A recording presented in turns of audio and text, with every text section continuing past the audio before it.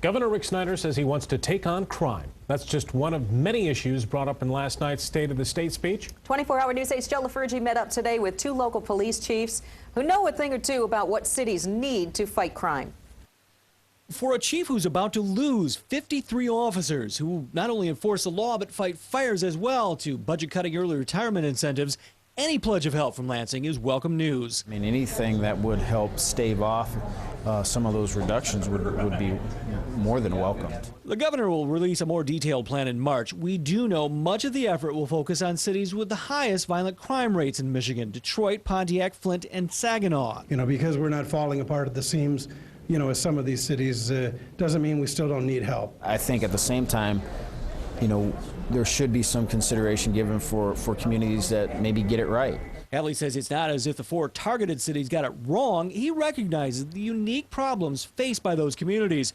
But both chiefs say even though crime rates are down in their cities, they're still too high. There's a trickle-down effect to communities like Grand Rapids and Kalamazoo. The chiefs say they'd like to see it in the form of cash. Really, the return of revenue sharing to the cities is what I think would be helpful to us. Why should you care? Well, there are the obvious safety reasons, but consider this. Even if you've never picked up the phone to dial 911, public safety, police, fire, EMS, and courts take up to 2/3 of most urban city budgets. Those are your tax dollars. Local chiefs would like to get a little more of what taxpayers send to Lansing back, but after years of cuts in state funding, no one's holding their breath. We certainly welcome that, but we're not going to count on it. In Grand Rapids, Joe LaFurgey, 24-hour News 8.